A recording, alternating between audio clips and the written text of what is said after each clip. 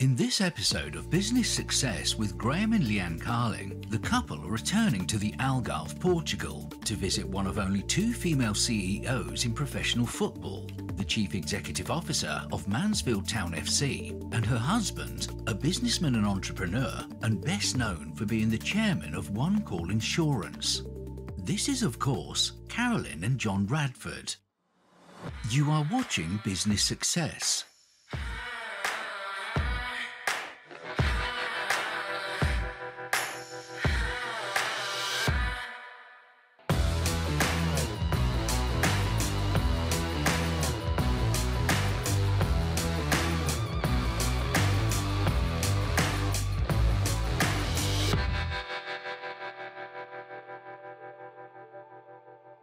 Business Success is the programme where Graeme and Leanne Carling discuss business with other industry leaders from around the world. Graeme and Leanne themselves building a group of companies through a strategy of company acquisition, which now has a multi-million-pound group turnover and employs hundreds of people across the country. Today, they are meeting Carolyn and John Radford, a couple whose business interests span insurance through to sport and who have philanthropic endeavours such as the Radford Foundation. In this episode, the couples will be discussing the current economic and business environment for businesses across all sectors and the importance of challenging perceptions when it comes to women in football. John, Carolyn, thank you for inviting us to your beautiful home in Portugal. We're very glad to be here. No, we're really pleased that you're here. Yeah. Good to have you here.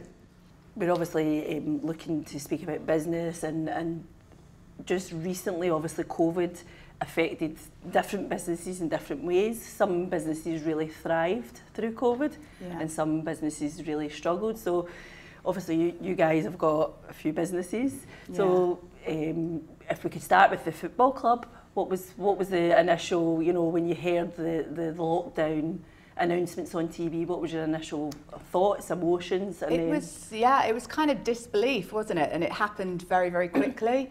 And it was so changeable, I remember. And it felt just very unusual. I mean, sport basically got stopped. Yeah. There were all the testing requirements for the footballers. No fans were allowed in, and obviously football's predominantly, it's about lots of people in a very small environment, shouting, cheering, singing, very close together and compact. So it was totally anti-COVID regulations, and it stopped. I think there was a bit of panic to start with. I mean, we all got together, all the different chairmen. I set up a WhatsApp group and everything. We were having lots of discussions of how we were going to carry this forward. And some of our fears didn't actually come to fruition. So the panic sort of allayed itself quite quickly. The biggest problem was trying to continue to play the games without the fans there, but keeping the players from getting COVID and passing the COVID on to each other.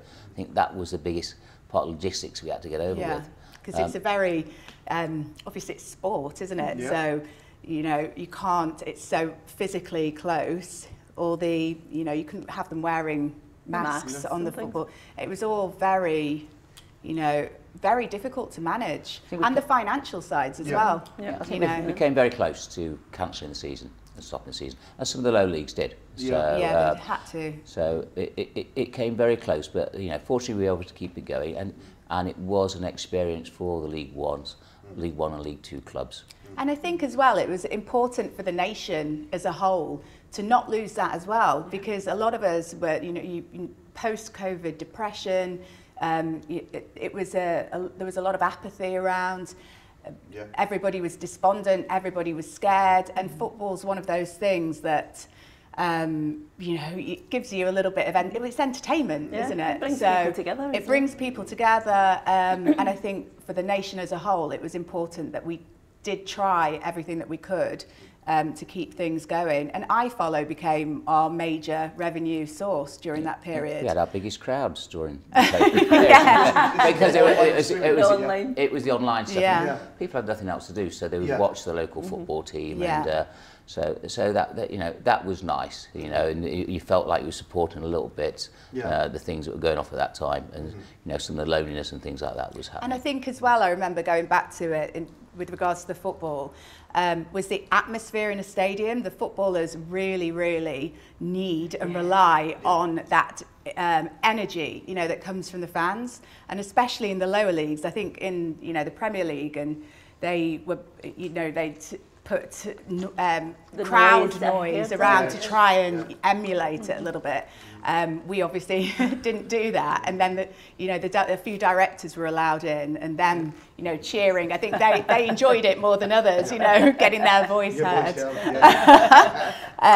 But it was very difficult for them, and finding different ways then to keep them engaged and try and win a game. So from I mean, the business side of it, obviously, you know, that took with lockdown, no fans, effectively no income. What was the feeling like at that point? Where do we go here? Initially, as I say, it was panic. To be fair, the FL helped us out to a certain extent. They didn't give us any extra money to start with. They gave us an advance on our next season's payments and things like that. So that helped a few of the clubs, and you know, and we were all cutting cloth as much as we could.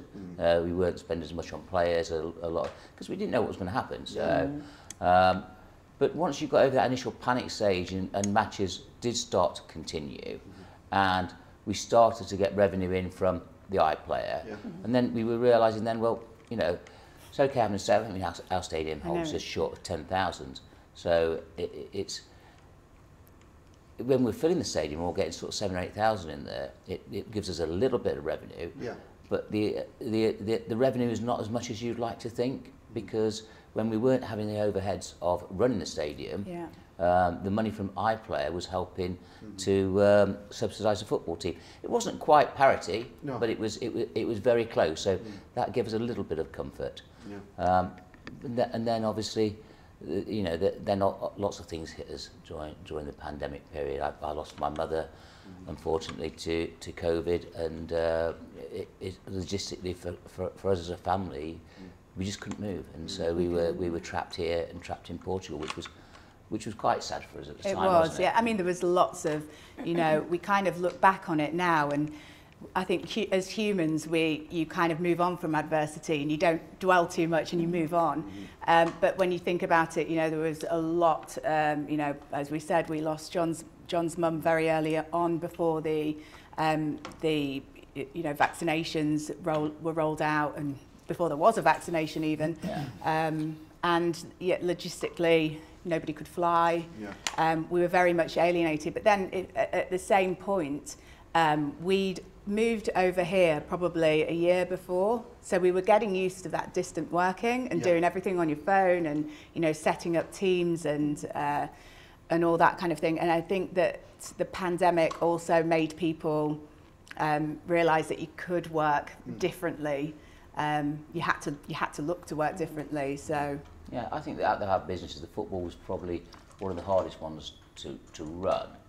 As far as the insurance goes, that was a totally different matter. It was, So the remote working, I mean, we work together, the same as you guys. We work remotely, you know, we're based in Dubai, and we know the challenges. How do you guys find that? You know, working remotely, working together, and you know, many businesses. I found it difficult to start with when I first moved over, but then obviously I was a year ahead of the rest of my company, and so I got used to doing it. And so, and then when everyone started working remotely, they were following suit of things that we were already doing before. You know, you have to respond to people very quickly. You know, you can't say I'm not in the office or I'm not, and that's, you know, how times have changed in probably decade and a half, isn't it? I think less than that. I think the last 3 years has been a massive change for the world.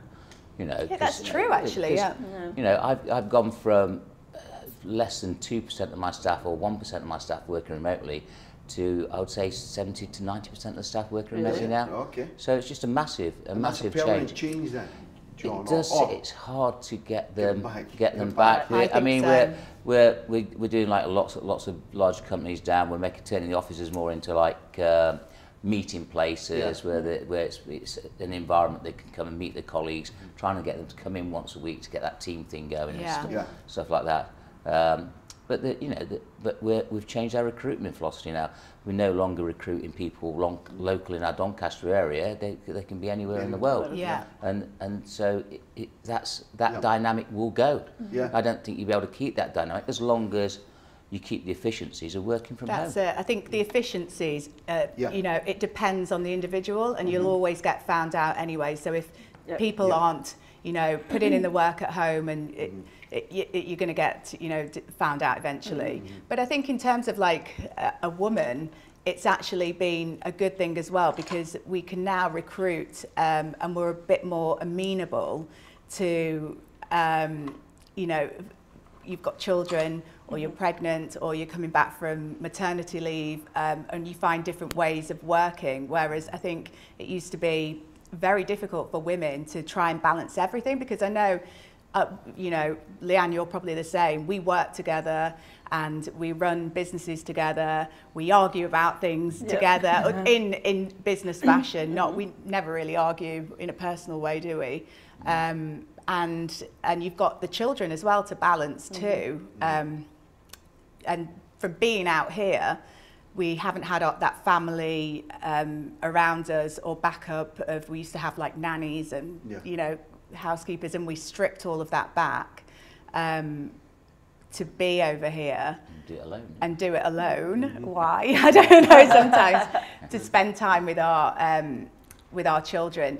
And I think that is now happening to a lot more people and females, that they are able to you know, drop the kids at school, pick the kids up from school, still carry on with their work, go put the kids to bed, still carry on with their work, that they're not having to be tied at the desk in an office until 8 o'clock, until 9 o'clock, because the men try and push it as far as possible, or you know, to keep that culture is shifting.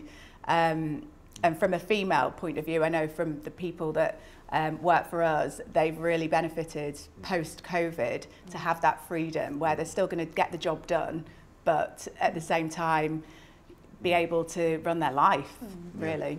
Yeah, I completely agree. And we kind of ran our business like that before COVID. You know, I would drop the kids at school, take them to their clubs, etc., and then do some more work at night. You know, you're maybe sending emails at midnight, etc. And you were getting your work done. And it was all about, you know, what worked for us, you know, and you weren't missing out on the family life. And, you know, and I think it's the people lower down within your organisation as well that are now benefiting from that, because, you know, we had the luxury of being able to do that, whereas, you know, some of the other roles within the organisation, you know, they're expected to be there.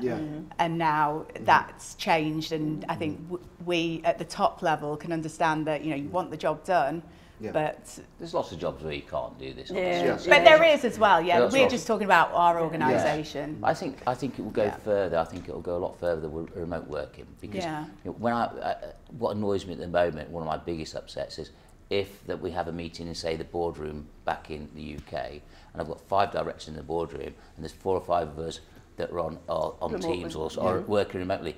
It's not the same. The person that you tend to get cut out of the meeting a little bit if there's an argument going off and like that. So it's either we're all remote and we're on the level playing field, or we're on the board meeting. So I don't like it. I don't like mixed meetings. They are awful to deal with, especially if you've got a strong opinion on something. It causes you lots of problems. And I think remotely as well, it's very hard to get your personality across and to see situations too, because sometimes you know, we try and pop backwards and forwards, but as often as we can. But you know, how are things going? Everything's fine, and then you kind of you'll turn up somewhere unannounced, and you're like, "What's happened here?" You know, that's.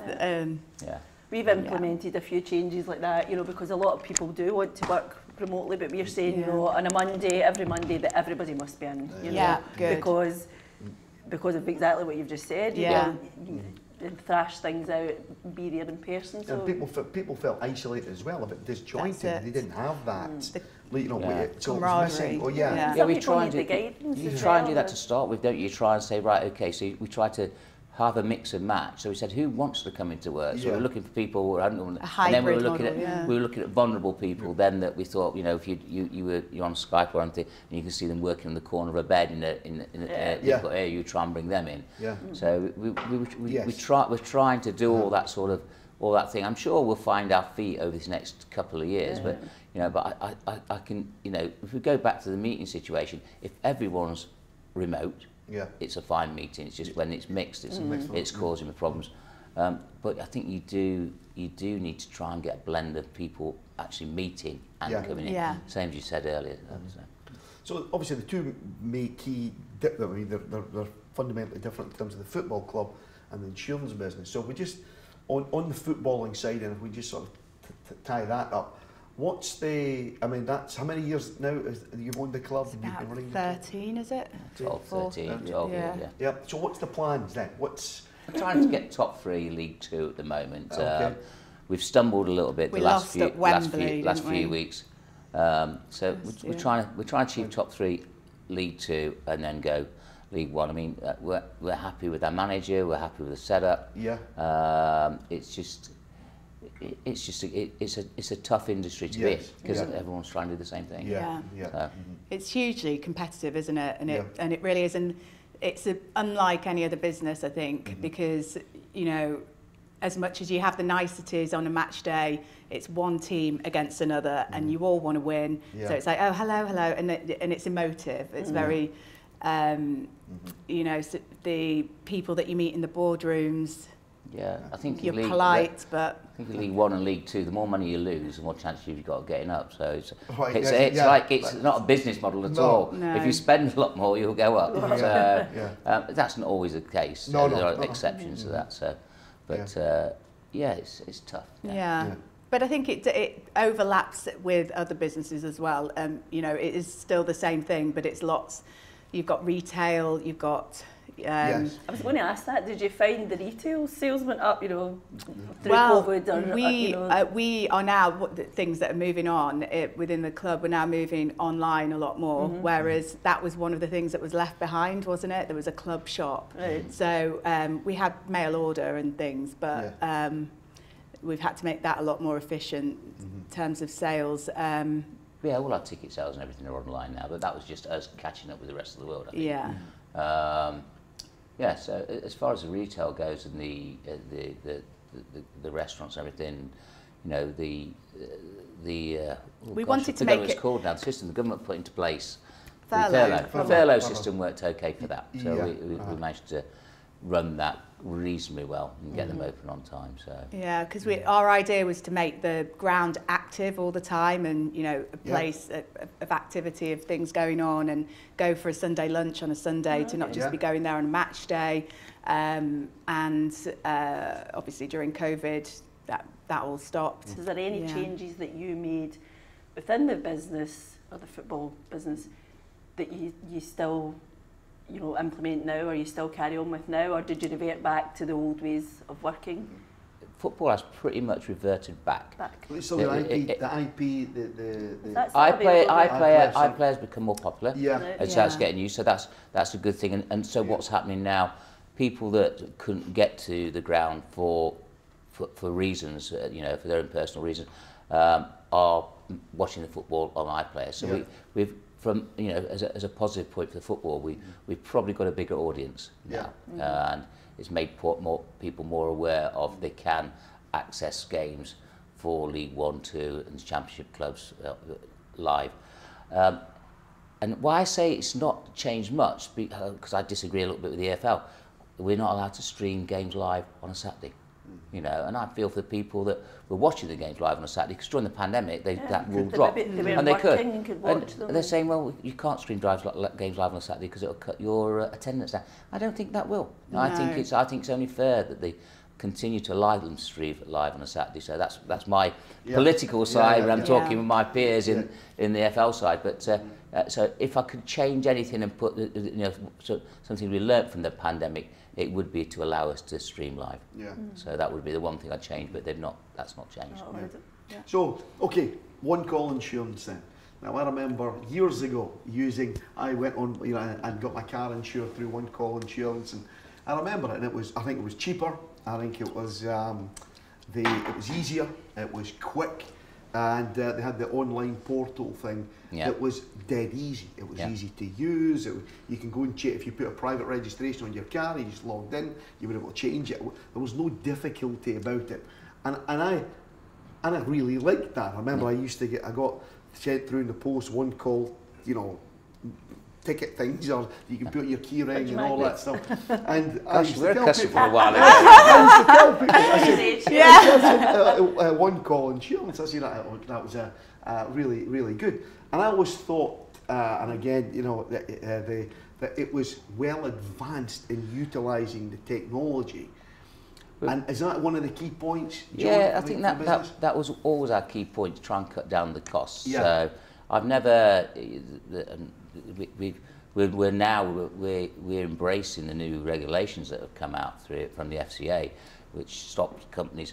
We're sort of a mix, because we've got our own insurance company, we look at the rest of the market and broker around. Right. And so and the reason we set up our own insurance company was because people were getting price walked, and that was happening with a lot of the big insurers, where they would keep someone for 1 year and put the price up for no reason at all. Yeah. And you know, why are you doing this? Yeah. Because that always used to hurt me, and so that's why that was set. But as far as technology, we've always been quite good at technology and trying to keep not ahead of the market, but see what insurance should be easy. It should be a case of you put your registration.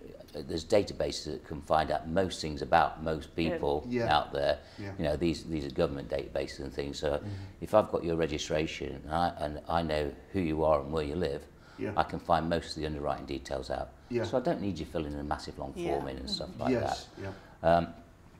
And then if I'm checking the rates next year when I come down to renewal of all my competitors, I should then be able to send you out a competitive quote for your renewal. Yeah. And if I'm not being lazy about things. So that's what we try and do. And what's happened over the last 3 or 4 years is we've moved from needing staff on the insurance and the quoting side. That tends to now be all IT people, because it's the computer that's speaking to you most of the time. And we're now concentrating on the customer service on the garage side. So we've built our own garage. We've got a garage up in Glasgow. We've got garages out through the country, so that we can keep the costs low for repairing, because we're not paying a middleman to manage and sometimes overcharge the repairs of our customers' cars. And we can get them in quickly, and we know what our customer service levels are, because we're responsible for them. So that's our move that we're doing at the moment, as far as one call goes, because we do want it to be a slick, efficient service. And we effectively want to take your money off you each year, and you'd be happy. Yeah. But I think you had a lot to do with the setting up of all the original systems as well, didn't you? Oh yeah, but you knew back in the day. That's what we're saying. That was DOS. That's 20 years, 25 years ago. I set up a little system, an old system, and I used to do that. So, but now technology's changing all the time, and I think from the insurance side of things, you know, my IT team are a lot cleverer than well, you have to employ people that are better than you. So that's all working fine. We try and take care of all aspects of our clients' journey as far as cars are concerned. So we're looking after them on the garage side, and we're looking after them on the legal side. So we're involved with legal people that are part of the group. Legal company. And then medical that's part of the group as well. So if you're seriously injured and stuff like that, we can help look after you. But I'm really happy with where the business is going. And as far as the pandemic, as insurers go, insurers profited a lot through the pandemic. Well, because we were taking money off you, and we weren't paying out on claims. Yeah. So what we've done is we kept our premiums really cheap in that period, and obviously made a lot of money in that period. But now what's starting to happen is the rates are starting to harden. Because everyone's started to do that similar sort of thing. And there's been supply line issues. So initially, what we do is, as an insurer, we do an ORSA report every year, which looks at factors that could, and we did a report on if a pandemic, this is before the pandemic started. Right. And in our ORSA report, we thought, well, that's going to make it more expensive for us to do repairs because of supply lines and stuff like that. Yeah. But it didn't make it more expensive because we never had any repairs to do because there was no one driving. Oh. But now that's now come into play because it's hard to get parts you can. Yeah. And sometimes we're having customers in a hire car for 6 months for a part that might cost £200. So it's better to scrap their car and give them money for the car than do their hire car bill. So the thing is try to not make us part of the inflation thing and try to keep our prices low.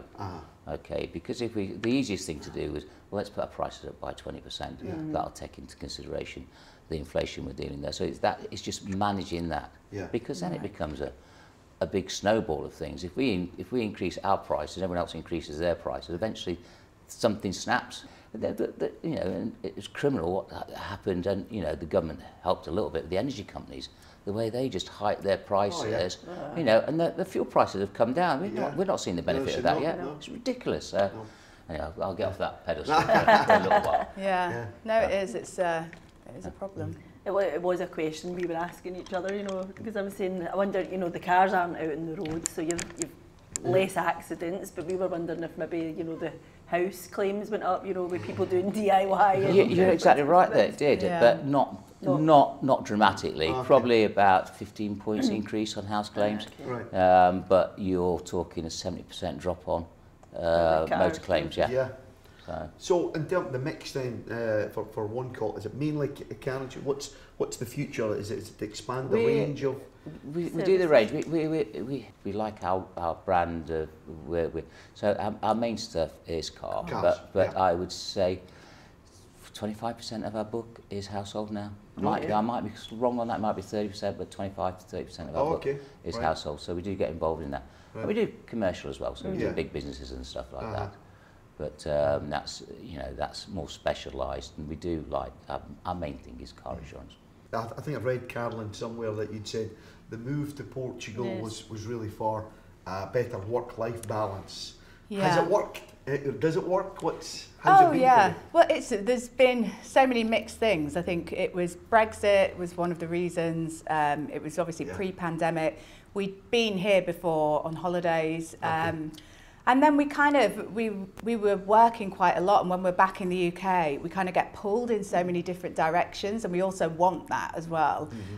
You know, we're both we're the type of people that want to get stuck in, and that was, we had 3 very small children, so I had 3 children in 1 year, so twins and an older boy, and they were not getting our full attention. They were you know, with my mum or nannies and things, and we weren't seeing them very often. So we thought we'd give it a try while they were little, and see how it goes. I mean, it was a definite lifestyle change that was needed. Because we were spending all our time at work. Because remember as well, we've got the insurance company, which has got all sorts of different offshoots. Like the One Call group is very big, and we employ, you know, hundreds, thousands, I think, is now people.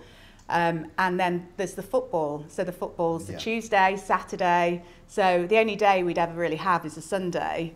And then it's back to it again. So it's brought us a lot closer together, because we live together and work together, and we're remote now from the businesses. But we still go backwards and forwards to the UK as often as we can. And our children have benefited because they've had our time. And I wanted to do that, you know, and it's important, I think, that you know, work's very important, but that you have a balance too.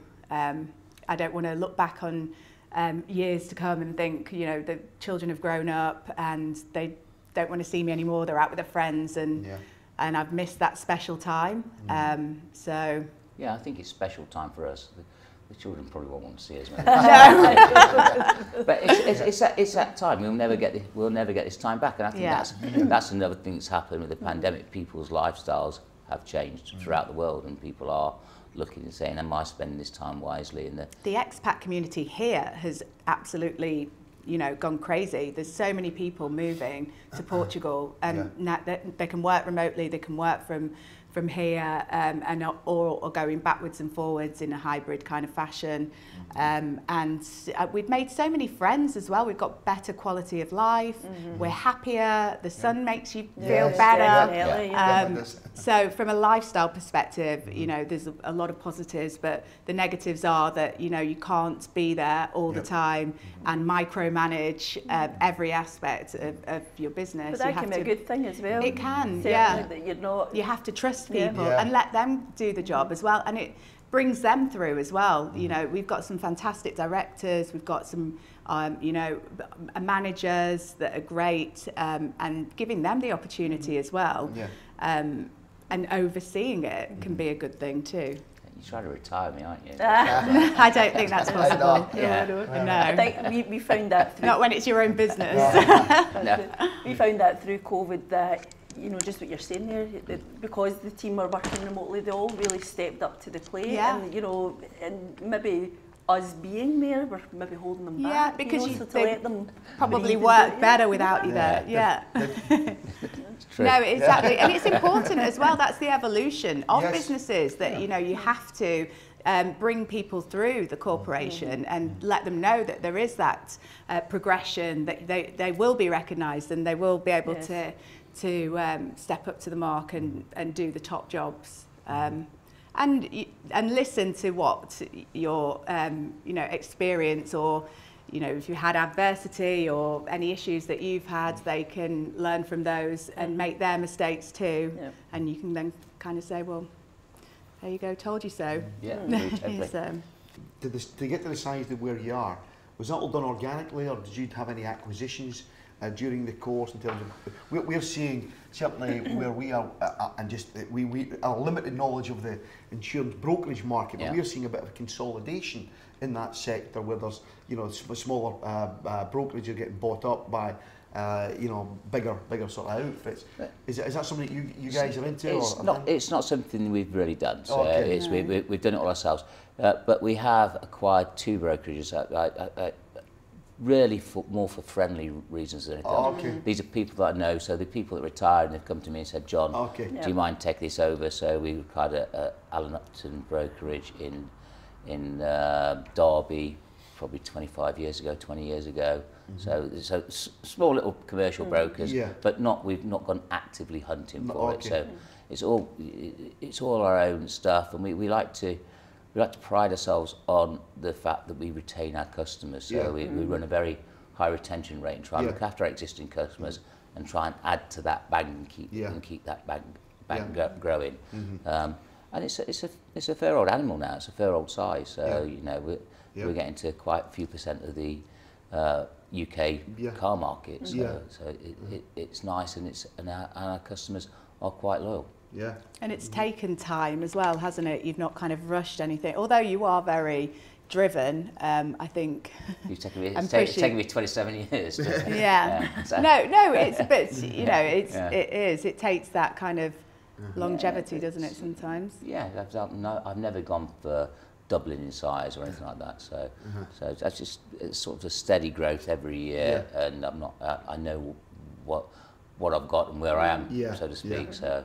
I think sometimes if you grow too fast, you lose your customers because you're missing out on some of the customer service and things. So growing at a steady speed, you're taking care of your current and existing customers. I like that. When I said the retention is key in the report of the business as well. That the customer retention levels, and even during COVID, had gone up, and it jumped out at me as that is clearly an important dynamic. And I don't know what it is in other insurance businesses. No, most of them are a lot worse. We have we tend to reward our customers who stay with us. So we try and run sort of 5 price fixes where we won't put the rates up and things like that. So we have like a platinum brand. So if you've been with us for a couple of years and you've not made any claims and you've been a good customer, so that's our first class customer.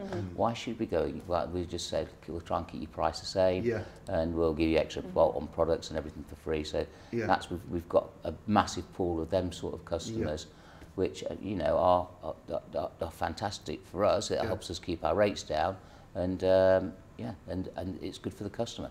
So they feel safe, and you know, they'll get looked after very quickly, and hopefully, you know, we'll keep the rates as low as possible. So Carolyn, both you and I work in male-dominated environments or sectors. Yeah. How do you think your environment has changed over the years, and has it been for the better or the worse?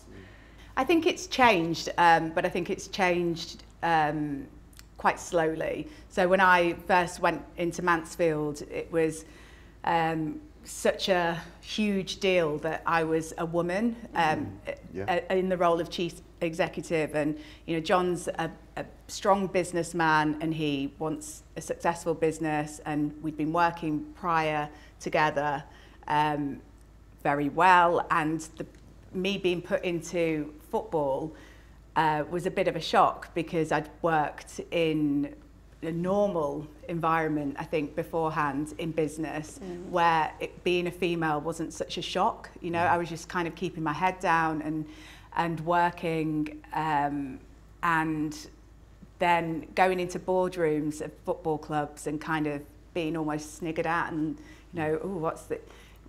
It was a very, very difficult time, I think, which I've kind of had to come over the adversity of being, you know, the only female in the boardroom, and then wanting to talk to John, and me just being kind of stood there and, you know, as the trophy wife, having to, you know, overcome that stereotype. It's still something that happens, I think, quite often.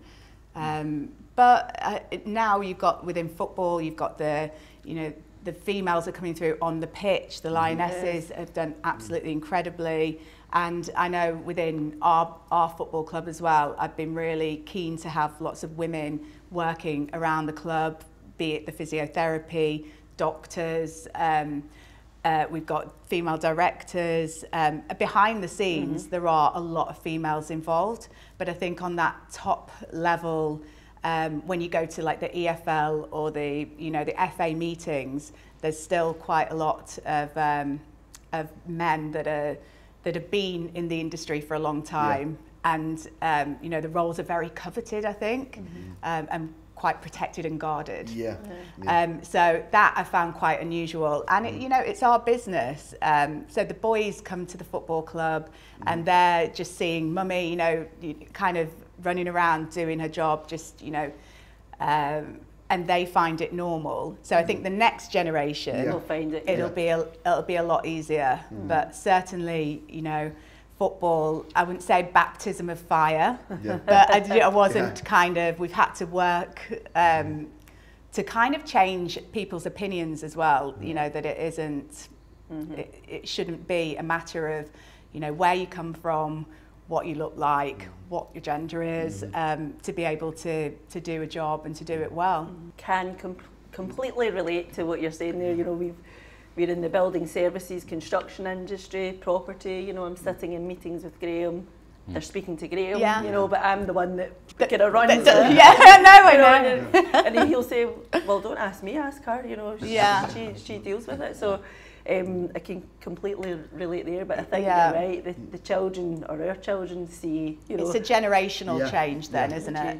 I mean, it's a lot better than it was a decade ago. Right. And, you know, there's been a lot of championing of women as well, which I think is very important. Hopefully we don't go backwards on that, that continues, and you know, because across the world, you know, there's still a lot of female repression.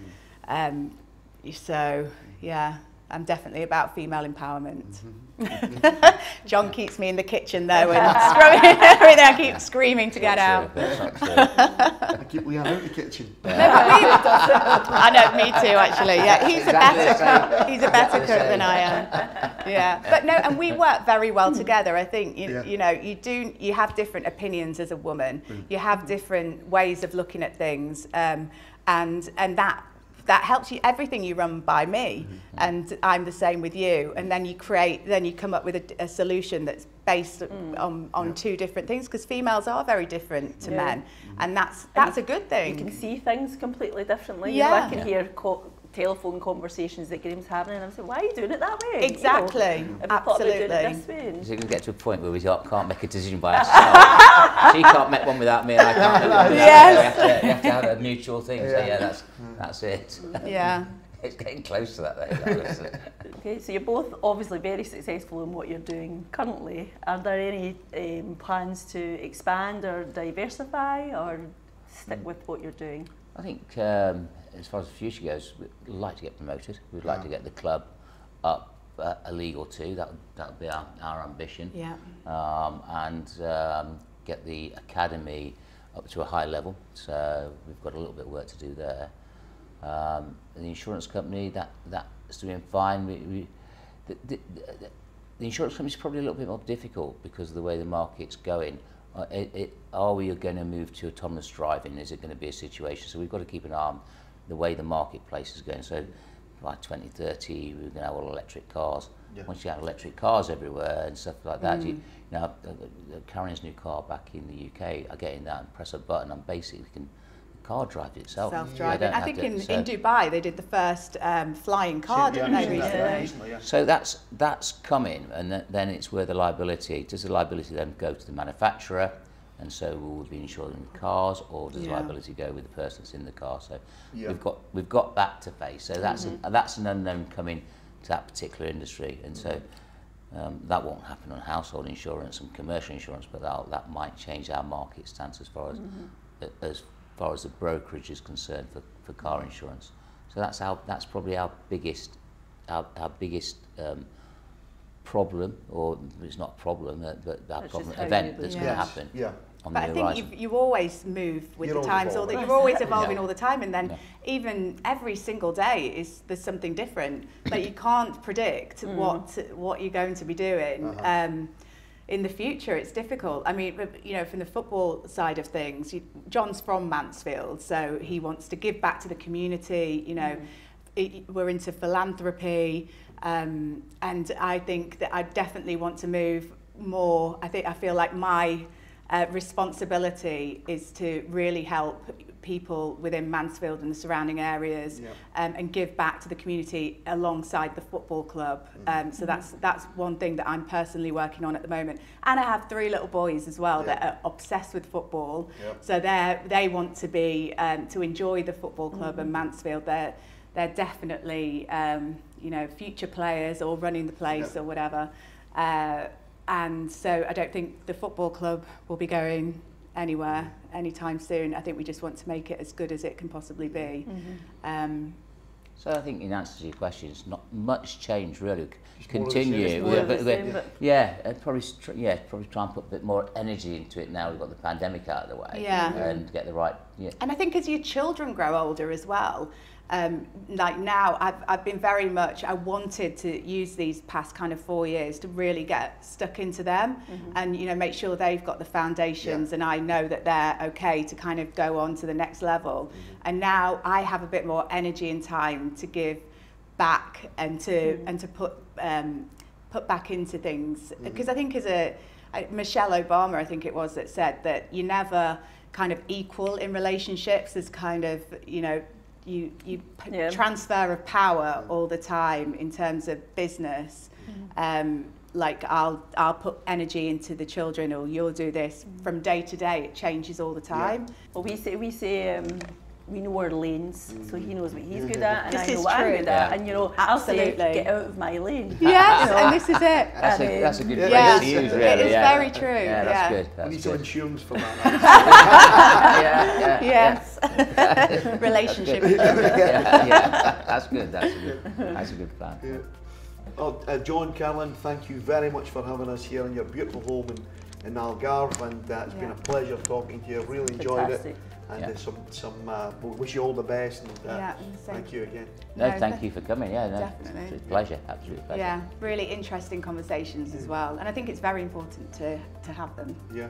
Brilliant. Good. Thank you. Thank you. That's it for this episode, but tune in next time to Business Success with Graeme and Leanne Carling.